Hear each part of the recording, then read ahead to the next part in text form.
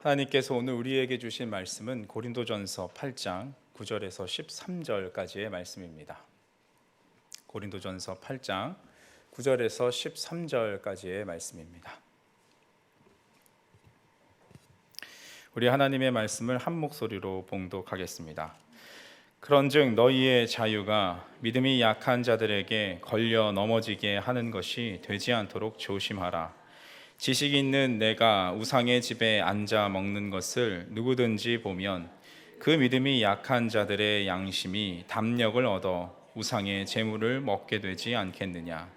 그러면 내 지식으로 그 믿음이 약한 자가 멸망하나니 그는 그리스도께서 위하여 죽으신 형제라. 이같이 너희가 형제에게 죄를 지어 그 약한 양심을 상하게 하는 것이 곧 그리스도에게 죄를 짓는 것이니라. 그러므로 만일 음식이 내 형제를 실족하게 한다면 나는 영원히 고기를 먹지 아니하여 내 형제를 실족하지 않게 하리라. 아멘. 우리 9월 넷째 주 말씀 시편 37편 23절에서 24절까지의 말씀을 우리 함께 읽도록 하겠습니다. 여호와께서 사람의 걸음을 정하시고 그의 길을 기뻐하시나니 그는 넘어지나 아주 엎드러지지 아니함은 여호와께서 그의 손으로 붙드심이로다. 아멘. 하나님께서 우리 성도님들을 향해서 하나님이 기뻐하시는 계획을 정해두셨다고 하십니다.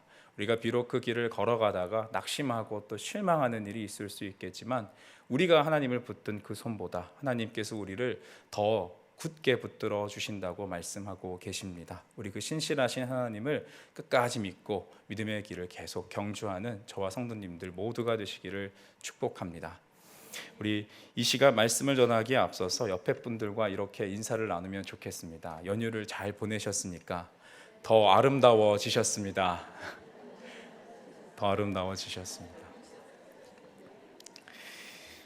이미 주일에 뵌 분들도 많이 계시지만 또 오랜만에 연휴를 보내시고 뵙게 된 분들도 많이 계신 것 같습니다. 이번 연휴 동안에 자녀분들과 음식을 또 맛있게 드시고 또 자녀뿐만 아니라 함께 온 손주분들을 챙기시느라 혹시 쉬시는 것보다 더 힘든 날이 많으셨을까 염려도 되는데요.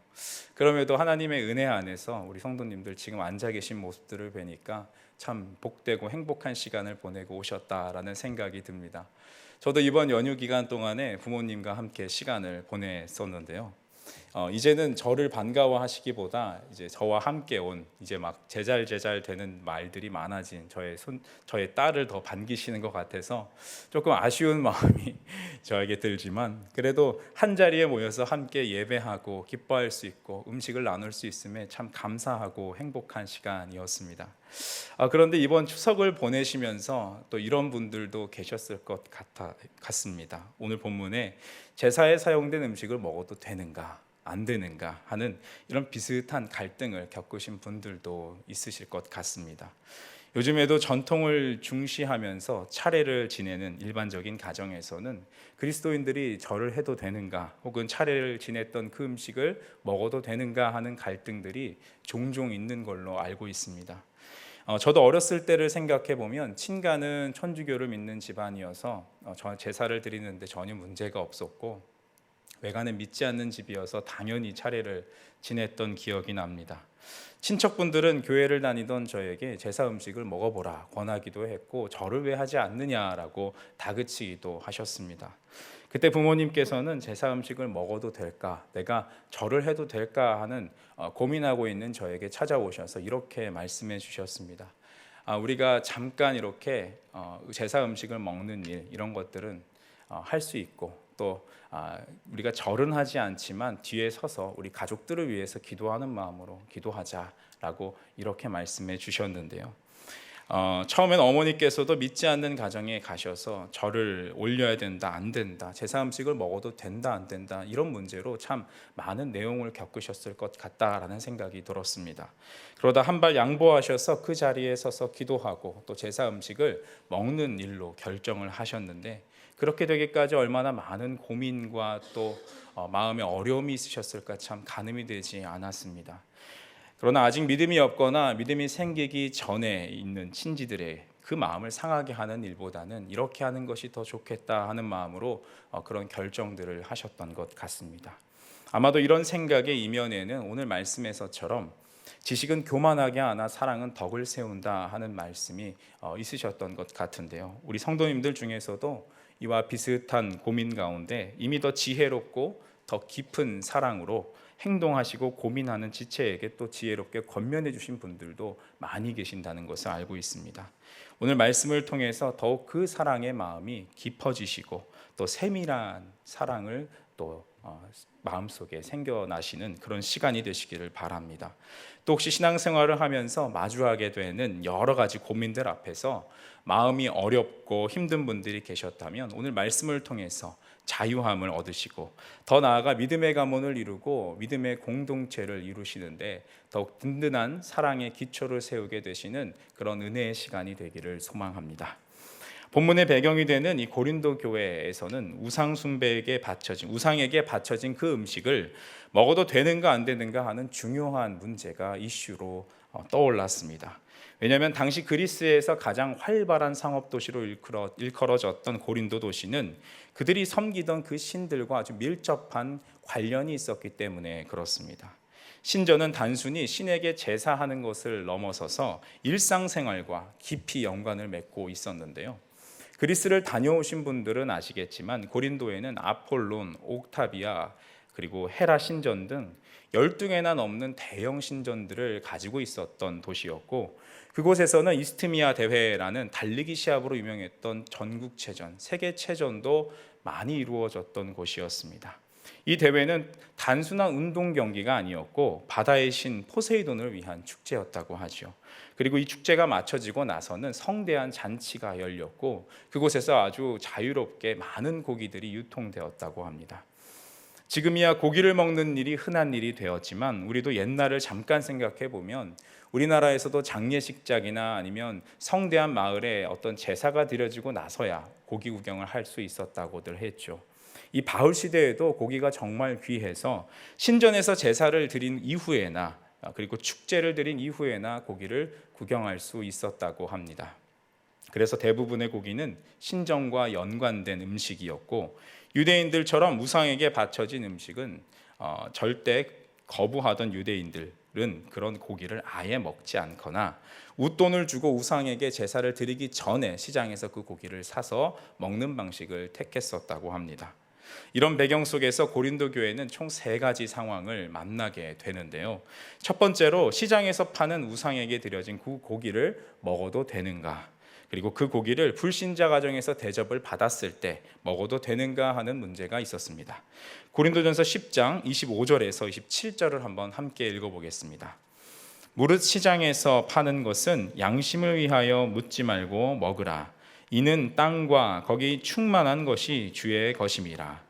불신자 중 누가 너희를 청할 때에 너희가 가고자 하거든 너희 앞에 차려놓은 것은 무엇이든지 양심을 위하여 묻지 말고 먹으라. 묻지 말고 먹으라 라고 했습니다.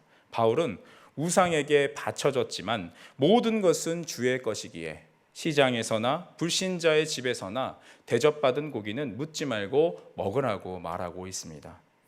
이 상황에서는 크게 문제될 것이 없어 보이는데요. 음식 그 자체는 문제가 될 것이 없기 때문에 먹어도 됩니다.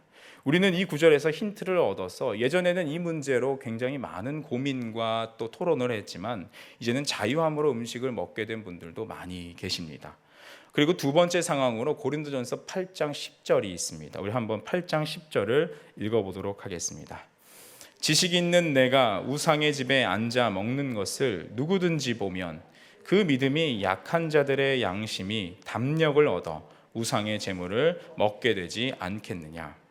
고린도 교회를 오래 다니셨던 박 집사님이라는 분을 한번 상상해 봅시다. 이분이 친구 결혼식에 갔는데 당연히 결혼식은 그 당시 종종 결혼식이 올려졌던 신전에서 이루어졌을 것이고 거기서 나온 피로연 음식은 당연히 우상에게 바쳐졌던 음식일 겁니다. 우상신전 안에서 우상에게 바쳐진 고기를 먹어도 되느냐 안 되느냐 하는 문제, 바로 오늘 8장에서 주로 다뤄졌던 문제였습니다.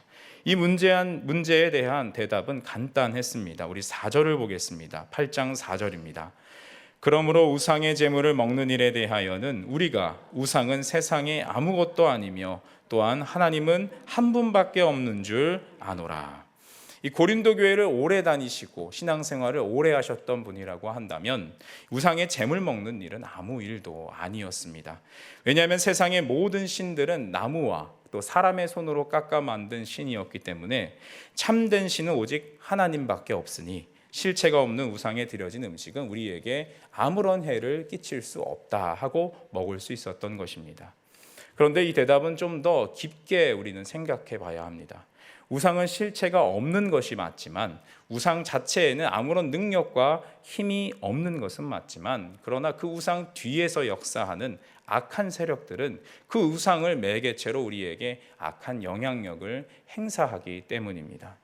이런 말이 있죠. 우상은 실체가 없지만 처음부터 실체가 없는 것이었지만 우리가 하나님 아닌 다른 것에 마음을 쏟고 물질을 쏟을 때 그 대상이나 사람이 우상이 된다라는 말이 있습니다. 그렇습니다. 우상 자체는 나무나 금속 그 자체 그 이하도 아닙니다. 그러나 하나님 아닌 다른 것을 기대하는 의지하려는 내가 원하는 때 원하는 결과를 얻고자 하는 그런 우리의 탐심과 교만이 어떤 대상을 향하게 된다면 그 우상은 살아나게 되고 우리를 얽매이게 만드는 것입니다. 악한 영들은 우리의 이런 연약한 마음을 이용해서 우상을 만들고 또 숭배하게 합니다. 그래서 우리는 이것을 경계해야 하는 것입니다. 바울도 바로 이 점을 경계하자라고 말을 했는데요. 연약한 사람이나 지식이 많은 사람이나 대수롭지 않게 우상에게 바쳐진 음식을 대한다면 나도 모르게 우상에게 마음을 빼앗길 수 있으니 경계해라 라는 것이었습니다. 계속 그 우상이 있는 신전에 드나들다 보면 나도 모르게 그 마음이 빼앗길 수 있으니 조심해라 했던 것이죠. 그리고 연약한 사람이 시험에 들지 않도록 이 음식을 먹는다고 우리가 더 잘 살고 더 건강해지는 것이 아니니 신전에서만큼은 그 음식을 먹는 것을 피해라 라고 말했던 것입니다. 그래서 같은 문제를 다루고 있던 고린도전서 10장 21절에서 이렇게 이야기했습니다. 같이 읽겠습니다. 너희가 주의 잔과 귀신의 잔을 겸하여 마시지 못하고 주의 식탁과 귀신의 식탁에 겸하여 참여하지 못하리라. 우상의 신전에서 음식을 먹고 마시는 것은 귀신의 잔을 겸하여 마시는 것이므로 이 일만큼은 내가 지식이 많던 적던 금해라라고 이야기를 하는 것입니다. 그런데 가장 문제가 되는 상황은 또 있습니다. 고린도전서 10장 27절과 28절에서 나옵니다. 우리 27절과 28절을 함께 읽어보겠습니다. 불신자 중 누가 너희를 청할 때에 너희가 가고자 하거든 너희 앞에 차려놓은 것은 무엇이든지 양심을 위하여 묻지 말고 먹으라. 누가 너희에게 이것이 재물이라 말하거든 알게 한 자와 그 양심을 위하여 먹지 말라. 어떤 한 분이 안 그래도 성경에 대한 지식이 없어서 참 연약한 마음을 가지고 계신데 어떤 분이 믿음이 좋은 분이 그 우상 음식을 지식이 많아서 마음대로 먹는 것을 보고 시험에 들게 된 겁니다. 그래서 문제 제기를 했던 거죠. 그 집사님께서 먹으시는 음식이 우상에게 바쳐진 음식이 아닙니까? 만약 누군가 이렇게 묻는다고 하면 그 음식을 먹지 말라라고 권면하고 있는 것입니다. 참 다양한 상황들이 있죠. 문제는 다양했지만 바울이 지목했던 문제의 핵심은 딱 한 가지였습니다. 고기를 먹고 싶은 그 열망이나 이런 식사 자리를 통해서 사회적이고 경제적인 위치를 확보하려는 그런 탐욕이 많을수록 고린도 교인들은 그리스도인의 정체성을 잃어버릴 것을 바울은 조심하고 경계해라라고 주의했던 것입니다. 아무리 말씀에 대한 지식이 많아서 음식이 우리에게 해를 입히지 못한다라는 것을 알지만 바울은 우상에게 바쳐진 음식을 먹는 그 모습을 보고 연약한 믿음을 가졌던 사람이 시험에 들게 될까 봐 그리고 그 정체성을 잃어버리게 될까 봐 염려했던 것입니다. 오늘 이 세 가지 상황 속에서 중요한 원칙은 믿음이 연약한 사람을 사랑으로 세우는 일 그리고 그리스도인의 정체성을 잃어버리지 않는 일 바로 이 두 가지였습니다. 이를 위해서 바울은 자신의 정말 중요한 대원칙 한 가지를 8장 1절에서 소개해 주고 있는데요. 고린도전서 8장 1절을 함께 읽어보겠습니다. 우상의 제물에 대하여는 우리가 다 지식이 있는 줄을 아나 지식은 교만하게 하며 사랑은 덕을 세우나니. 지식은 교만하게 하고 사랑은 덕을 세운다. 이 구절은 우리가 금요심야 예배 때 김종욱 목사님과 함께 계속해서 야고보를 통해서 확인했던 말씀 중에 하나죠. 야고보서 3장에서는 땅의 지혜가 자기 잘난 것을 드러내서 공동체를 분열하게 만들고, 하늘의 지혜는 겸손과 거룩함으로 하나님께 더 가까이 가는 공동체를 만든다라고 우리는 알았습니다. 오늘 바울도 동일하게 말하고 있는 것이죠. 지식은 자기 잘남으로 교만함에 취해서 공동체를 흩어버리게 만들지만 사랑은 덕을 세운다라고 말하고 있습니다. 이건 조금 얌전한 표현으로 이렇게 되어 있는 건데요, 바울의 어법으로 좀 더 직접적으로 말해보자면 바울은 고린도 교회에게 이렇게 얘기하고 있는 것입니다. 여러분, 지금 지식이 있다고 아주 우쭐거리고 있군요 라고 비아냥거리는 어투로 바울이 이야기하고 있는 것이죠. 그러니까 고린도 교회가 그토록 숭상하고 자랑하던 헬라의 철학, 말씀에 대한 지식, 이 풍성한 지식의 은사는 오히려 신자들을 교만에 빠뜨리게 했고, 내가 다른 사람들보다 더 낫다 하는 마음으로 나보다 못한 누군가를 제물로 삼아 나의 만족감을 누리는 풍조가 그 당시에 있었던 것입니다. 그리스도에 대한 지식, 모든 것을 선하게 지으셨기 때문에 음식도 선하고, 이미 그리스도인으로 되어서 거룩해진 나를 그 음식이 해할 수 없다라는 지식을 가지고 다른 사람들의 그 우상 음식을 먹지 않음을 비판하고 조롱하며 우쭐거리면서 스스로 만족감을 느끼고 있었던 사람들이 있었던 것입니다. 아까 우리가 보았던 마지막 사람의 상황, 김 집사님이 아무렇지 않게 고기를 먹는 박 집사님을 향해서 그거 우상에게 바쳐진 고기가 아닙니까 하고 놀라는 그 상황. 이미 우리는 깨끗해졌는데 믿음이 없는 겁니까? 몰라서 그런 겁니까? 자유롭게 먹어도 됩니다 하고 만약 그 지식이 많은 사람이 조롱하며 그 음식을 먹었을 때, 그런 사람들이 충분히 그 교회에 있었고 시험 드는 일들이 많았다는 것입니다. 그런데 아직 믿음이 연약한 집사님은 이전에 계속 우상 숭배하며 고기를 먹었던 옛 습관이 남아 있었기 때문에 신에게 바쳐진 고기가 어떤 능력이 있어서 나를 해할까 봐 두려움이 여전히 남아 있었던 것입니다. 그런 사람에게 이 마음껏 자유롭게 고기를 먹는 행동은 도무지 이해할 수 없는 행동이었죠. 그래서 시험에 들게 되었던 것입니다. 이런 비슷한 일들이 요즘에도 있다고 합니다. 한 목사님이 단군교라는 이단에 빠졌다가 회심한 한 성도님의 집에 신방을 간 적이 있었다고 합니다. 그분은 회심하고 나서 집에 걸려있던 이 단군 그림을 떼야 하는데 매일 거기에 절하고 기도하던 습관이 있어서 그것을 떼면 어떤 불화나 부정이 나에게 올까 봐 두려워서 그것을 떼지 못하고 있었다고 합니다. 그래서 목사님을 초청했던 것이죠.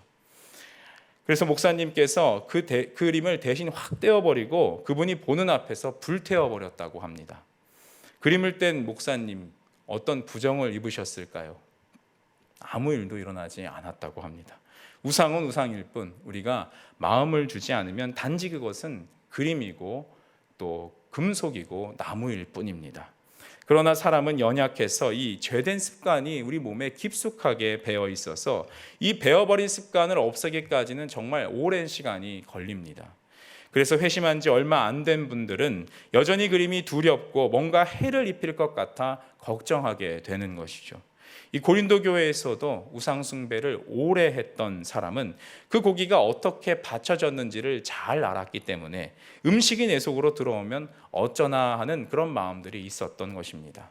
그런데 먼저 믿은 사람이 만약 그의 믿음이 든든해지기까지 기다리지 못하고 자신이 가진 그 지식을 의지해서 그 사람을 압박한다면 당연히 시험에 들 수밖에 없지요. 이처럼 사랑이 빠진 지식에 대한 만족과 교만 그리고 우쭐함은 나를 거룩한 산 제물로 드리고 하나님께 영광을 돌려야 하는 그리스도인의 의무와는 정반대로 다른 일을 산 제물로 삼아서 나에게 영광을 돌리는 그런 교만함으로 이어질 수밖에 없는 것입니다. 또 반대로 지식이 많은 사람이 자유롭게 음식을 먹는 모습을 보고 아직 지식이 생기기 전에 신자가 함부로 그 음식을 대하고 따라서 먹게 된다면 그 또한 그리스도에게 죄를 짓는 일이다라고 말을 합니다. 그래서 바울은 이 모든 상황들을 통틀어서 8장의 마지막 구절처럼 안타까운 선언을 할 수밖에 없었습니다. 우리 8장 13절을 함께 읽어보겠습니다. 그러므로 만일 음식이 내 형제를 실족하게 한다면 나는 영원히 고기를 먹지 아니하여 내 형제를 실족하지 않게 하리라. 어떤 채식주의자분들은 이 구절을 가지고 바울이 채식을 했으니까 우리도 채식을 해야 한다라고 말하는 분이 계신데요. 고기를 좋아하는 저로서는 참 마음이 미어지는 장면입니다. 제가 농담 반 이렇게 이야기를 했지만 사실 바울의 이 고백은 정말 절절한 마음에서 오는 고백입니다. 유대인들은 원래 목축업을 하기 때문에 육식이 기본적인 생활 습관이었습니다. 자신의 그런 오래된 생활 패턴을 내가 희생하고서라도 또 말씀의 지식이 많아서 자유롭게 된 자신의 자유의 권리를 포기하고서라도 사랑으로 연약한 공동체의 구성원을 위해 모든 권리를 포기하겠다, 희생하겠다 하는 바울의 의지를 여기서 우리는 보게 되는 것입니다. 바울의 이 권리 포기는 단순히 단념하고 내어 버리는 것이 아니라 더 귀한 가치를 발견하고 그것을 취하기로 작정한 마음이었습니다. 바울은 사랑으로 마음껏 누릴 수 있는 자유를 포기할 때 오히려 얻게 되는 것이 더 많은 것을 알았던 것입니다. 그래서 8장 1절에서 이렇게 말했습니다. 우리 8장 1절을 영어 버전 NIV 버전으로 보시면 이렇게 되어 있는데요. 맨 마지막에 loves build up이라고 되어 있죠. 지식과 반대로 사랑은 build up, 세운다라고 되어 있습니다. 다시 말해서 사랑은 교회와 공동체를 세우는 것입니다. 바울은 이런 사랑의 마음으로 자신의 자유로울 수 있는 권리를 포기하고 다른 사람의 유익을 위해서 자신을 희생했을 때 공동체는 세워지고 하나 된다라고 말하고 있는 것입니다. 이렇게 포기, 희생이라고 하면 우리가 손해보고 잃어버리는 것이 많을 것 같다라는 생각이 들지만 하나님이 하시는 일은 다릅니다. 하나님은 이렇게 우리의 어떤 것을 사랑으로 포기하고 희생할 때 그것을 원하고 가져가시기 위해서 우리에게 원하시는 것이 아닙니다. 우리의 소유가 아니라 바로 우리의 신발을 벗게 하시기 위해서 우리의 주권을 내어드리길 원하시기 때문에 우리에게 그런 권리의 포기를 요구하시는 것입니다.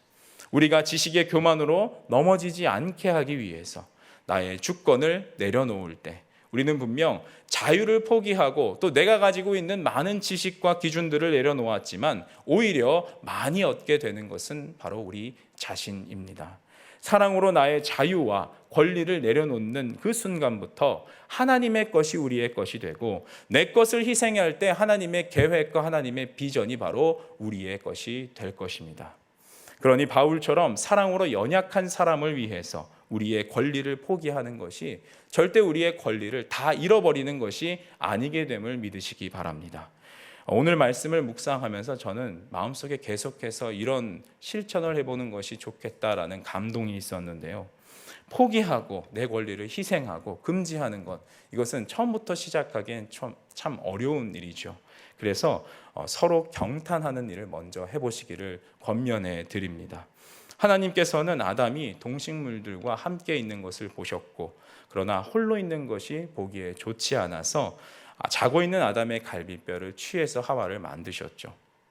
고대 근동 지역에서 이 갈비뼈가 의미하는 것은 생명을 나눈 사이, 그만큼 중요한 사이다라는 것을 의미한다고 하죠. 그래서 아담이 일어나서 가장 먼저 보게 된 낯익고도 낯선 존재인 그 하와를 보고 아담이 처음 뱉은 말, 인류가 뱉은 첫 문장 여러분 아시죠? 23절, 창세기 2장 23절 함께 읽어보겠습니다. 아담이 이르되 이는 내 뼈 중에 뼈요 살 중에 살이라 이것을 남자에게 취하였은즉 여자라 부르리라 하니라. 이 똑같은 구절을 세번역 버전으로 보면 이렇게 되어 있습니다. 다시 한번 같이 읽어볼까요? 시작. 그때에 그 남자가 말하였다. 이제야 나타났구나. 이 사람 뼈도 나의 뼈 살도 나의 살 남자에게서 나왔으니 여자라고 부를 것이다. 이제야 나타났구나. 아담은 감탄사를 연발하면서 하와를 보며 경탄하며 사랑의 메시지를 전했던 것입니다. 왜 내 눈앞에 나타나? 왜 이제야 나타났느냐? 뼈 중에 뼈, 생명을 나눈 사이를 의미한다고 했죠. 좀 더 구체적으로 말하면 이제 혼자가 아니라 내가 있기 때문에 비로소 나도 있게 되었다라는 고백인 것입니다. 이제 아담은 하와가 있기 때문에 존재할 수 있게 되고 하와로 인해서 진정으로 세상을 경탄하고 더욱 감사할 수 있는 삶을 살아갈 수 있게 된 것입니다. 이처럼 하나님께서 사람을 지으시고 사람에게 가장 원하셨던 일, 그것은 바로 경탄하는 일이었습니다. 서로를 바라보시면서 그 안에 있으신, 그 안에 내주하고 계신 하나님의 형상을 바라보며 감탄하는 일, 옆에 있는 그 존재를 만드시고 그 존재를 하나님의 계획으로 이끌어 가시는 그 하나님의 귀한 섭리를 바라보시면서 경탄하는 이것을 하나님께서는 원하셨던 것입니다. 그러니 오늘 만나게 되시는 어떤 분들이나 가족이나 이웃이나 또 셀원분 누구나 만나시자마자 경탄하게 되시는 하루가 되시기를 축복합니다. 나의 지식으로 내가 가진 무엇으로 상대방을 먼저 보시지 않고 그 안에 계신 하나님의 형상을 발견하심으로 감사하고 경탄하시고 또 기뻐하실 때, 이런 삶이 바로 바울이 말했던 하나님께 경탄하는 삶, 하나님께 영광을 돌리는 삶이고, 자신이 가진 자유의 권리를 포기하고 서로의 유익을 위해서 공동체를 사랑으로 세워가는 삶일 것입니다. 서로 경탄하며 하나님을 기쁘시게 하고 또 서로를 향해 기뻐하는 삶, 하나님과 이웃을 함께 사랑하시는 예수님을 닮은 그런 사람으로 더욱 닮아가시는 하루가 되시기를 시간 소망하며 축복합니다. 시간 내 안에 가장 귀한 것 함께 찬양하도록 하겠습니다. 내 안에 가장 귀한 것.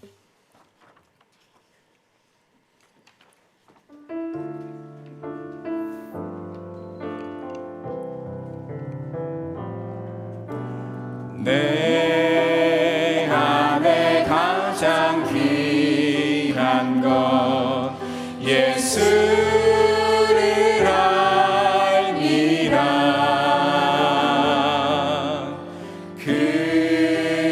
금은보다 더 귀한 것 예수를 알미라. 다시 한번 찬양합니다. 내 안에